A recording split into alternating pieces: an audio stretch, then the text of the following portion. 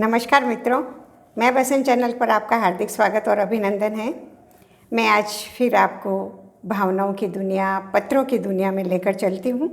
मैं अपना पत्र आपके सामने प्रस्तुत करूँ उससे पहले हमेशा की तरह पाती मुहिम के जनक आदरणीय सूरज सिंह जी नेगी, उनका समस्त परिवार, उनकी समस्त टीम और हमारा समस्त पाती परिवार का हार्दिक स्वागत और अभिनंदन करती हूँ। अब आपके सामने पाती मीत को से अगला प्रस्तुत पत्र आपके सामने प्रस्तुत करने जा रही हूँ। सुनिए। यह पत्र जोधपुर से 14 मई 2020 को लिखा गया है। सुनिए। प्रिय सरला, तुम्हारा पत्र मिला। तुमने लिखा, तुम्हारी भावुकता ही तुम्हारी सबसे बड़ी दुश्मन है। तुम तो जानती ही हो कि हमारा साथ कोई आज का तो है नहीं। जब से कुछ समझने लगे तभी से हम शायद एक दूसरे को समझने लग गए थे। तुम्हें तो पता ही है कि मुझे छोटी छोटी बातें कितना परेशान किया करती, कितना रुलाती रही हैं। सब ने इस भावुकता के मामले में मुझे मजबूत बनाने का प्रयास भी किया, मगर हम अपने आप को हरगिज़ नहीं बदल पाए। हमारी उम्र के साथ साथ कदम से कदम मिलाकर ये संवेदनाएं भी चलती रही और जैसा कि तुम जानती हो कि हमारा जीवन संघर्ष, इनकी बदौलत और दर्द भरा हो गया। सोचती रही यह वक्त भी गुजर ही जाएगा। गुजरा भी। वो कब रुका? सब कुछ अच्छा भी हुआ, मगर हम हमारे इस मन का क्या करें जो अपनों में ही उन अपनों को ढूंढता है जो वास्तव में अपने हैं।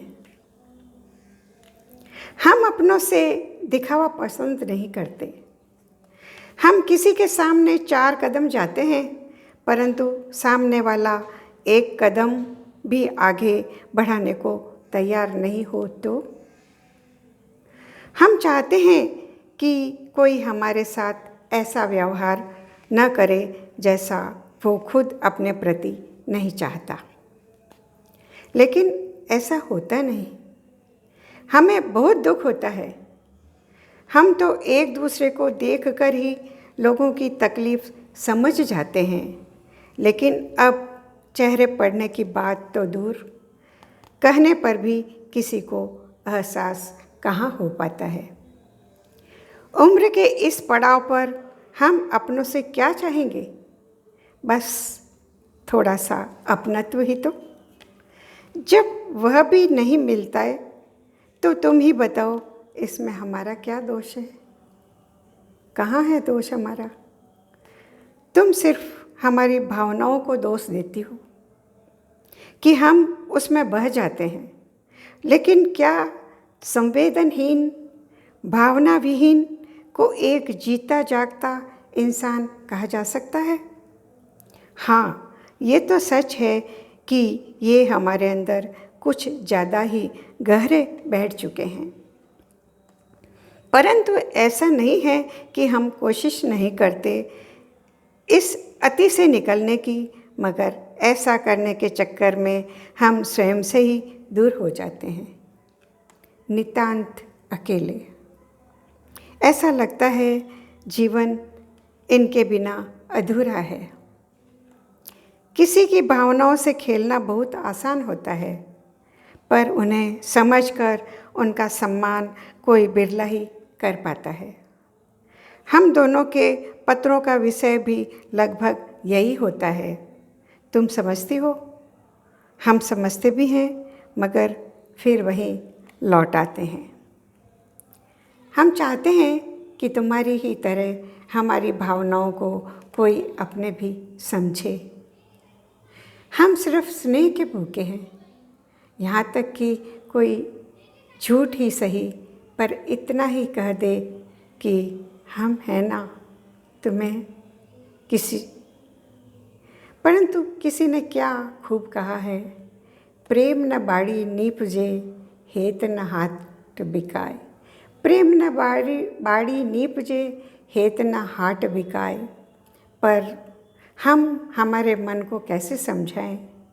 तुम ही बता सको तो बताना। हमें पवित्र, निस्वार्थ, निश्चल स्नेह कहाँ मिलेगा? तुम जरूर हमारी बातों से बोर हो गई होगी, अतः अब बस बड़ों को प्रणाम कहना, बच्चों को बहुत बहुत प्यार। तुम्हारे पत्र के इंतज़ार में तुम्हारी सखी बसंती पंवार।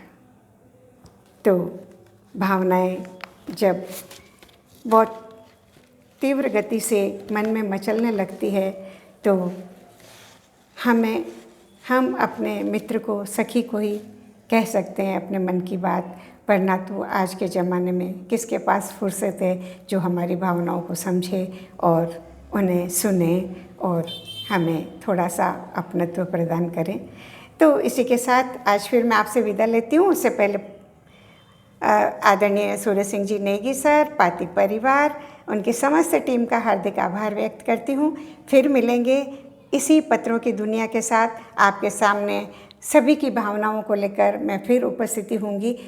तब तक के लिए आपसे विदा, नमस्कार।